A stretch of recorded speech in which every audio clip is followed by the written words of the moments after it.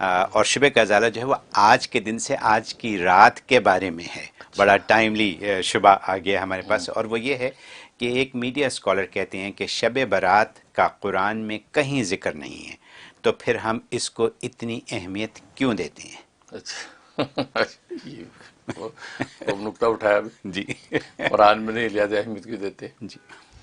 بقیہ ویڈیو دیکھنے سے پہلے ویڈیو کو لائک کریں، راہم ٹی وی چینل کو سبسکرائب کریں اور بیل آئیکن پر کلک کریں. شکریہ. اچھا پہلی بات تو یہ ہے کہ قرآن میں تو وہ کہتے ہیں کہ کالی رات کا ذکر نہیں، تو کالی بھینس کا ذکر بھی قرآن میں نہیں ہے. جی تو آپ کالی بھینس کو اتنی اہمیت کیوں دیتے ہیں؟ اس کے باڑے بناتے ہیں، اس کا دودھ بیچتے ہیں، تجارتیں کرتے ہیں، دودھ پیتے ہیں، پلاتے ہیں، آپ کی چائے اس کے بغیر نہیں بنتی. اگر اس کالی رات کا ذکر نہیں تو کالی بھینس کا بھی قرآن میں ذکر نہیں ہے، تو کالی بھینس کو اتنی آپ اہمیت کیوں دیتے ہیں؟ پہلی بات تو یہ. اور پھر دوسری بات یہ کہ یہ سبق آپ کو کس سے پڑھا دیا کہ قرآن میں ہوگا تو اہمیت دی جائے گی، قرآن میں نہیں ہے تو اہمیت نہیں دی جائے گی. یعنی آپ نے دلیل شرعی صرف قرآن کو سمجھا. اگر صرف قرآن ہی دلیل شرعی ہوتا تو نبیوں کو دنیا میں بھیجنے کی ضرورت کیا تھی؟ کہ انبیاء کرام گویا کہ وہ کہتے ہیں نا کہ کتاب اللہ بھی آ رہی ہے اور رجال اللہ بھی ساتھ آ رہے ہیں. تو اس کا مطلب ہے کہ قرآن اگر آ رہا ہے تو ساتھ صاحب قرآن بھی ساتھ اتر رہے ہیں، تو نبی کیوں آئے پھر؟ اس کا مطلب یہ ہے کہ اللہ تبارک و تعالیٰ ایک دوسری دلیل شرعی بھیج رہا ہے. تبھی تو اہل سنت والجماعت کا مسئلہ کہ 4 دلائل شرعیہ ہیں: قرآن، حدیث، اجماع امت اور قیاس شرعی. ان 4 دلائل شرعیہ میں سے کسی دلیل شرعی سے کوئی مسئلہ ثابت ہو جائے وہ شریعت کا مسئلہ ہوتا ہے. اچھا. یہ نہیں کہ آپ صرف قرآن سے دکھاؤ.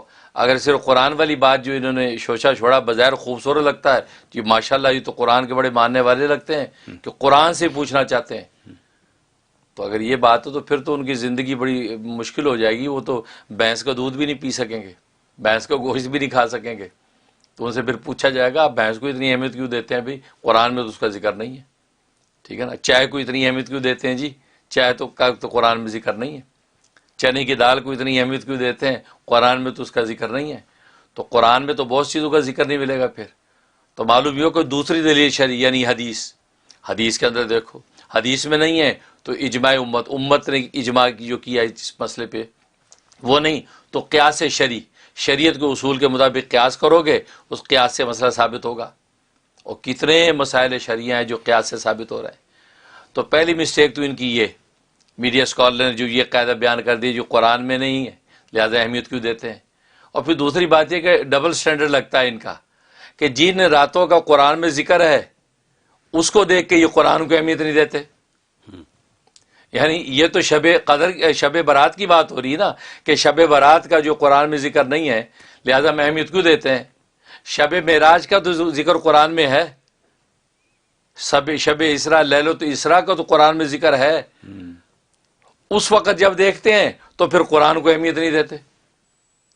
اور وہ تو اللہ نے اتنی شد و مت سے ذکر کیا، سبحان الذی اسریٰ بعبدہ، پاک ہے وہ ذات جو لے گئی اپنے بندے کو لیلاً رات کے مختصر وقت میں، من المسجد الحرام الی المسجد الاقصی، مسجد حرام سے مسجد اقصی تک، الذی بارکنا حولہ، جس کے ارد گرد وہاں ہم نے برکتیں نازل کر رکھی ہیں، لنریہ من آیاتنا، تاکہ ہم اس بندے کو یعنی محمد صلی اللہ علیہ وسلم کو جو ہے عظیم الشان اپنی نشانیاں دکھائیں. انہ هو السمیع البصیر، بے شک وہ اللہ تبارک و تعالی جو ہے خوب سننے والا دیکھنے والا ہے. اب آیت قرآنی میں کتنا واضح طور پہ اس رات کا ذکر کیا، یہ لیلۃ اسراء کی رات کا ہے، شب معراج ہے. اور جناب سورت جو ہے نجم کے اندر دنا فتدلی فکان قاب قوسین او ادنا، وہ بندہ اللہ کے قریب ہوا، اتنا قریب ہوا کہ 2 تیر کمان کا فاصلہ رہ گیا. معراج کا ذکر کیا کہ آسمانوں پہ یہ قربت ہے بندے اور خدا کی ہے، اور وہاں یہ دیدار الہی ہو رہا ہے. تو قرآن جن راتوں کا کو اہمیت دیتا ہے تو اس کو دیکھ کے آپ قرآن کو اہمیت نہیں دیتے. وہاں ٹیچریں نکالتے ہیں کہ جی نہیں اس کے یہ مراد ہے وہ مراد. تو پہلے آپ اپنے کسی ٹھکانے پہ ہوں، آپ اپنا ایک ڈبل سٹینڈرڈ ہٹا کے ایک سٹینڈرڈ قائم کریں تو آپ کو سمجھ میں آئے گا نا. اب بقول آپ کے شب برات کا قرآن میں ذکر نہیں، لہٰذا ہمیں اہمیت نہیں دیتے. تو شب اسراء و معراج کا تو ذکر ہے، اس کو تو پہلے اہمیت دے لیں آپ. ایک بات. دوسری بات یہ تو آپ کا زیوم ہے کہ قرآن میں اس کا ذکر نہیں ہے، لہذا میں اہمیت کیوں دیتے ہیں؟ اصل میں بات یہ کہ اس میں شک نہیں، اس بارے میں جو اکابر مفسرین کے دونوں طرح کے اقوال ہیں، کیونکہ قرآن کریم میں دو جگہ پر ذکر کیا. ایک تو سورۃ دخان کے اندر فرمایا انا انزلناہ فی لیلۃ مبارکہ، بے شک ہم نے اس قرآن کریم کو لیلہ مبارکہ میں نازل کیا، یہ کہا. اور دوسری جگہ سورۃ قدر میں فرمایا انا انزلناہ فی لیلۃ القدر، وہاں لیلۃ القدر میں نازل فرمایا.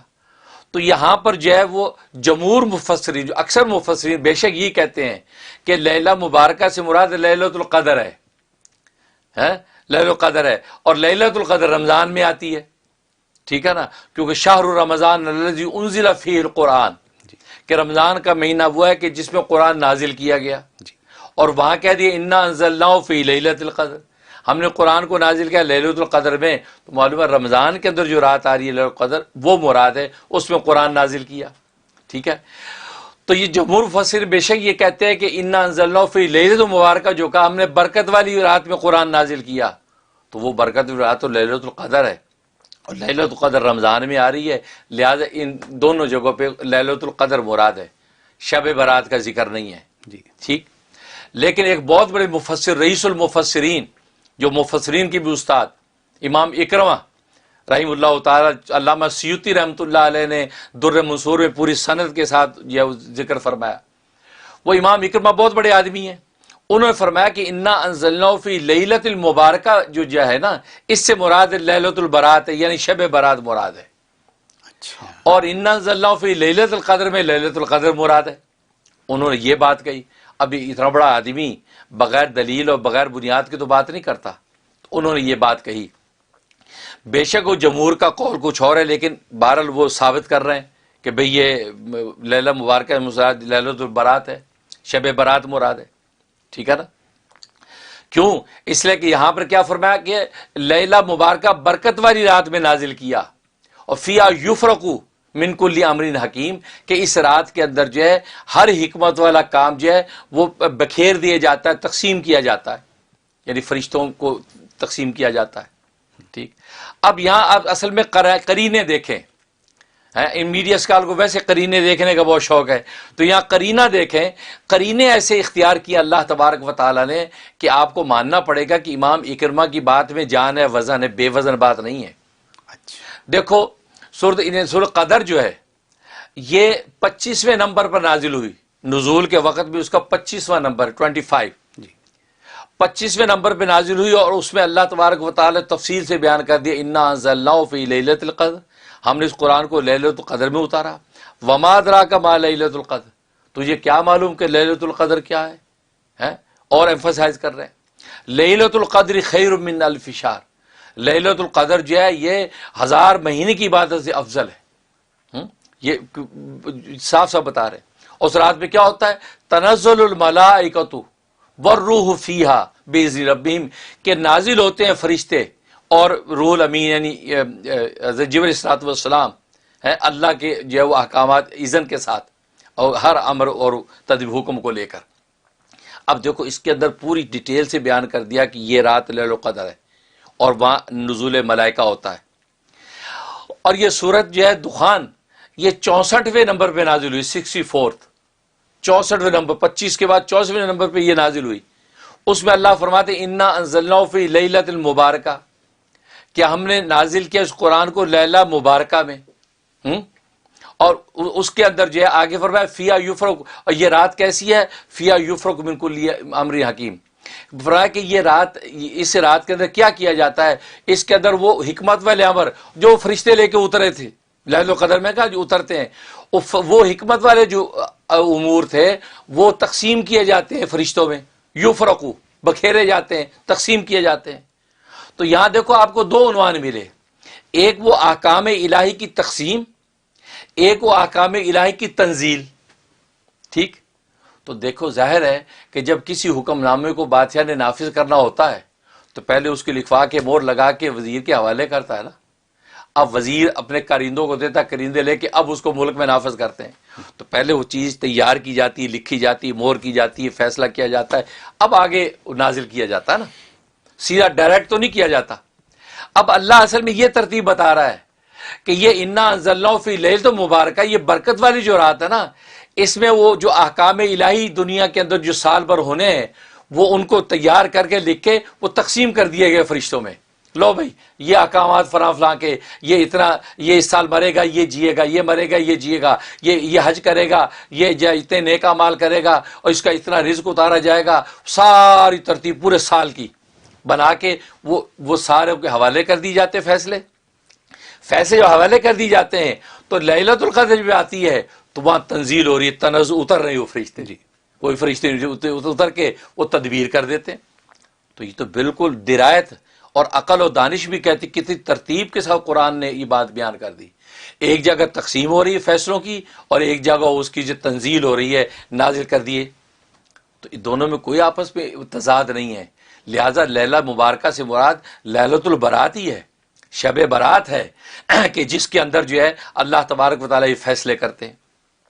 کیونکہ یاد رکھیں کہ قرآن کریم یہ نازل ہونے سے مراد یہ زمین پہ نازل ہونا نہیں ہے. قرآن کا انا انزلناہ فی لیلۃ القدر، قرآن کو ہم نازل کیا تو وہ دیکھو نزول دو طرح کا ہے قرآن کا.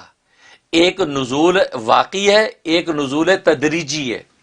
تدریجی نزول کا مطلب یہ ہے کہ وہ وقفے سے اپنی ضرورت کے مطابق اترتا رہا. وہ تو 23 سال میں 23 ایئر میں رسول اللہ صلی اللہ علیہ وسلم پہ اترا.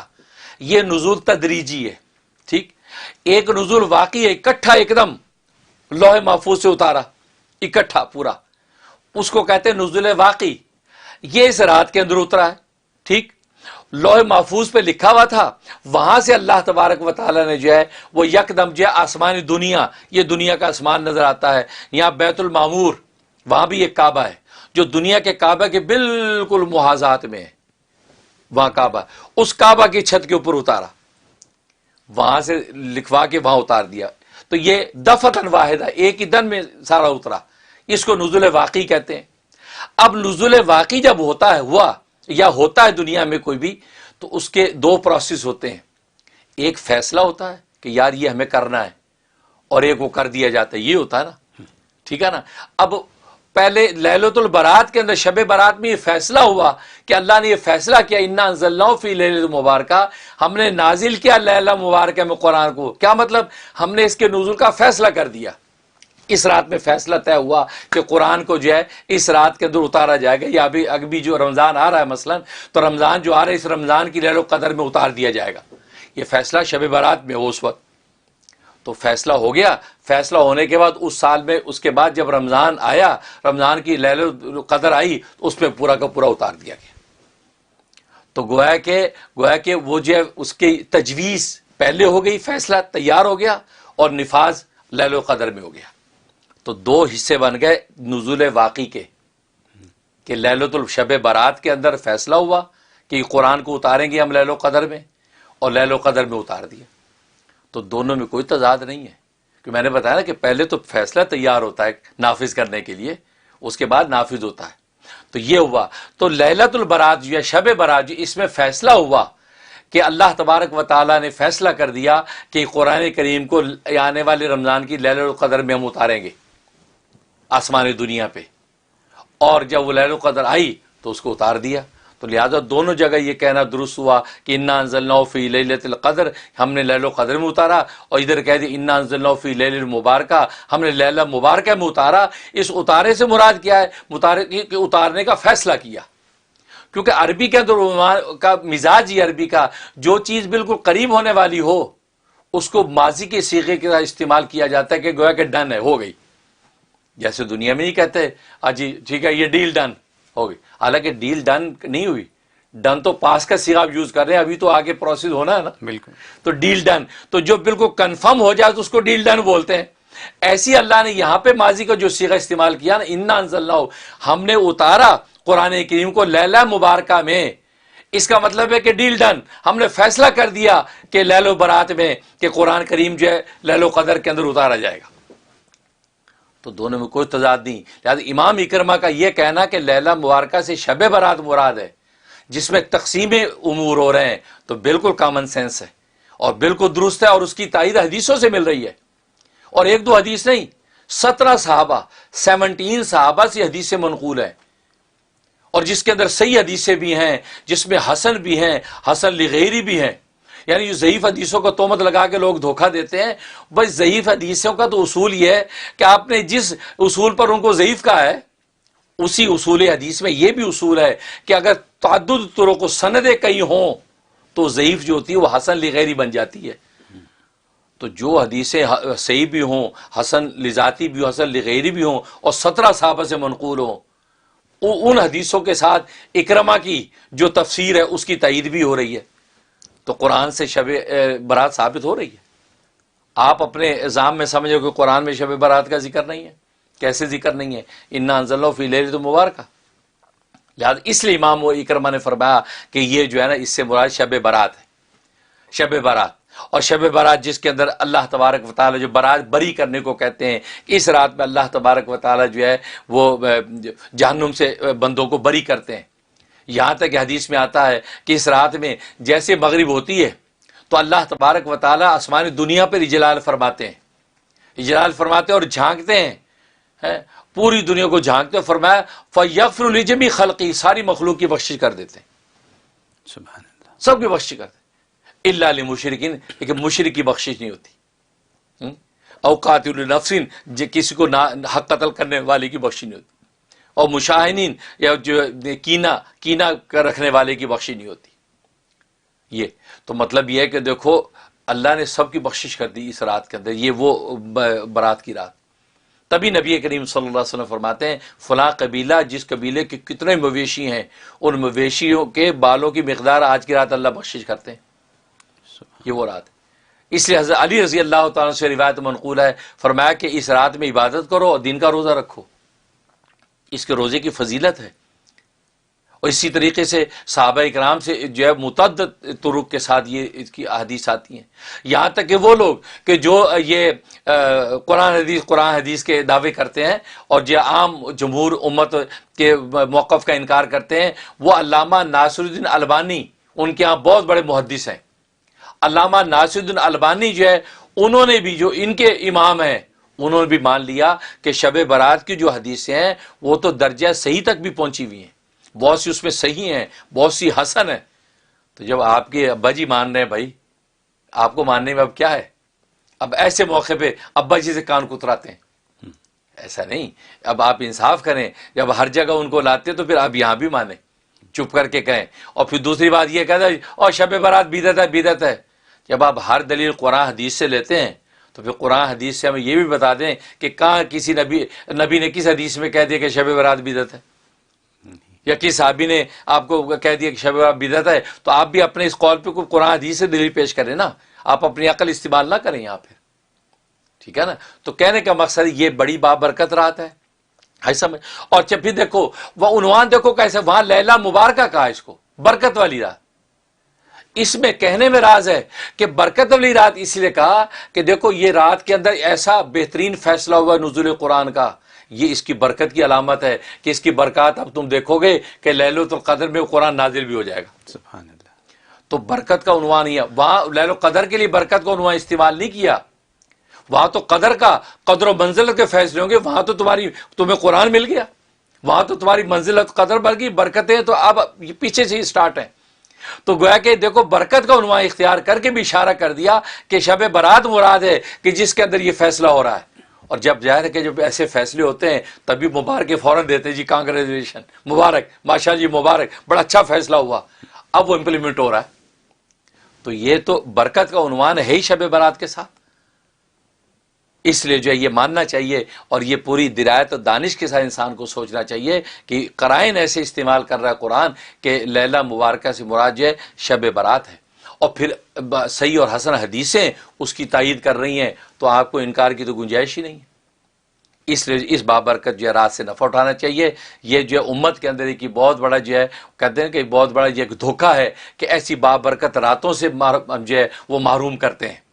دیکھو یہ 3 مہینوں کے بارے میں نبی نے خود فرمایا کہ رجب شہر اللہ، رجب اللہ کا مہینہ ہے. شعبان و شہر، شعبان میرا مہینہ ہے. اور رمضان و شہر امتی، رمضان میری امت کا مہینہ ہے. ٹھیک. اور حدیث میں آتا ہے، صحیح حدیثوں میں فرمایا کہ جیسے رجب آتا تھا آپ دعا کرتے اللہم بارک لنا فی رجب و شعبان، یا اللہ ہمارے رجب اور شعبان میں برکت نازل کر دیجئے، وبلغنا رمضان، ہمیں رمضان تک پہنچا دیجئے۔ کیا بات ہے، ان 3 مہینوں کی کیا خصوصیت ہے بھائی؟ ایک کو اللہ کا مہینہ بنا دیا، ایک کو رسول اللہ کا مہینہ بن گیا، ایک امت کا، باقی کسی مہینوں کے بارے میں کوئی ایسی بات نہیں کی۔ ان کی بات کرنے کی وجہ کیا ہے؟ ان کو اتنی اہمیت کیوں ہے؟ ان مہینوں کی اہمیت راتوں کی وجہ سے، کیونکہ یہ بات تو آپ مانتے ہیں کہ رمضان کی اہمیت اس کے رات لیل القدر کی وجہ سے ہے، لیلۃ القدر کی وجہ سے رمضان کی اہمیت کہ سارے مہینوں کا سردار بن گیا۔ اب پیچھے شعبان کو غور کریے، شعبان کی اہمیت کیوں؟ وہ آپ ڈھونڈیں گے تو آپ کو ایک رات ہی ملے گی کہ وہ رات کی وجہ سے، وہ لیلۃ البرات، شب برات، اس کی وجہ سے شعبان کی اہمیت ہے۔ ورنہ آپ ہمیں وجہ اہمیت بتا دیں، شعبان کی اہمیت کس وجہ سے؟ پھر سوائے اس کی کہ ہم کو ماننا پڑے گا کہ شب برات اس کے اندر ہے، تبھی اللہ نے اس کو اہمیت دی کہ نبی کا مہینہ قرار دیا۔ پھر آپ رجب پہ آ جائیں کہ یار رجب کو اللہ کا مہینہ کیا ہے، اس میں کون سی بات؟